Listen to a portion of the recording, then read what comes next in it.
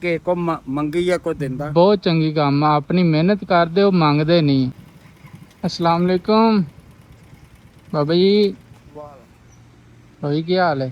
ठीक हो? तबीयत से ठीक है? कित्थे लैके चले हो सब खरीयत? ਤੇ ਬੱਚਿਆਂ ਦੀ ਰੋਜ਼ੀ ਬਣ ਜਾਂਦੀ ਹੈ ਤੇ ਬਾ ਮਾਲਕ ਸੋਹਣਾ। ਕਿੱਥੋਂ ਚੱਲੇ ਹੋ? ਪਸੀਨੋ ਪਸੀਨੀ ਹੋਏ ਹੋਏ ਹੋ। ਉਹ ਬਾਹ ਯਾਰ ਹੁਣ ਫੇਰ ਕਿੱਥੋਂ ਚੱਲੇ ਹੋ? ਕਿ ਕੋ ਮੰਗੀ ਆ ਕੋਈ ਦਿੰਦਾ। ਬਹੁਤ ਚੰਗੀ ਕੰਮ ਆ, ਆਪਣੀ ਮਿਹਨਤ ਕਰਦੇ ਹੋ, ਮੰਗਦੇ ਨਹੀਂ। ਅੱਲਾ ਵਾ ਬੰਦਾ ਗੱਡੀਆਂ ਕੋਈ ਦੇ ਜਾਂਦਾ। ਹਾਂ ਸਹੀ, ਬਹੁਤ ਅੱਛੀ ਗੱਲ ਆ ਬਾਬਾ ਜੀ। ਆਇਆ ਅੱਛਾ ਅੱਛਾ ਫੇਰ ਮੁੜ ਕੇ ਫੇ ਇੱਧਰ ਦਾ ਮੇਰਾ ਭਾਈ ਫੌਤ ਹੋ ਗਿਆ। ਅੱਛਾ ਅੱਛਾ ਅੱਛਾ, ਉਹਦੇ 2 ਬੇਟੇ ਆ। ਸਹੀ ਹੋ ਗਿਆ, 2 ਬੇਟੀਆਂ। ਸਹੀ ਹੋ ਗਿਆ। ਮੈਂ 5000 ਰੁਪਇਆ ਘੱਲਦਾ, ਰੋਟੀ ਪਾਣੀ ਹੋਟਲ ਤੋਂ ਖਾਂਦਾ। ਅੱਛਾ ਅੱਛਾ, ਉਹਨੇ ਮੈਂ ਨਹੀਂ ਯਾਰ ਚੌਲ ਖਾਣੇ ਦੇ ਦੇ ਬਾਅਦ ਚੌਲ ਨਹੀਂ ਖਾਣੇ। ਆਖ ਲੋ ਕਿਸੇ ਨੂੰ ਦੇ ਦਿਆ ਜੇ ਤੁਸੀਂ। ਚੌਲ ਨਹੀਂ ਯਾਰ ਖਾਣੇ।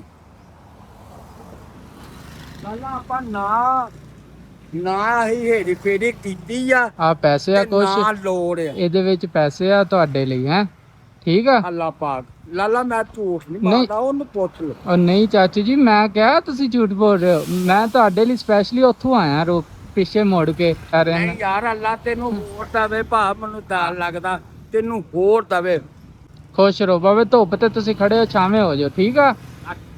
ਅੱਲਾ ਤੈਨੂੰ ਇੰਨਾ ਦਵੇ ਵੇ ਲਾਲਾ ਨਹੀਂ ਕਰਨਾ। ਹਾਂ 2 ਬੇਟੀਆਂ 2 ਭਾਈ ਦੇ ਹਾਂ, ਉਹ ਫੌਤ ਹੋ ਗਏ। ਅੱਛਾ ਮੈਂ 5000 ਰੁਪਇਆ ਘੱਲਦਾ ਹੈ। ਅੱਛਾ ਅੱਛਾ, ਬਿਜਲੀ ਦਾ ਬਿੱਲ ਹੁਣ ਕੌਣ ਮੈਂ ਕੀ ਕਰਾਂ। ਨਹੀਂ ਨਹੀਂ ਸਹੀ ਗੱਲ, ਅੱਲਾ ਤੁਹਾਡੇ ਲਈ ਆਸਾਨੀਆਂ ਤੇ ਕਰੇ। ਤੇਰਾ ਹੀ ਨਾ ਇੰਨਾ ਤੈਨੂੰ ਦਵੇ। ਹਾਂ ਹਾਂ ਬਹੁਤ ਦਵੇ।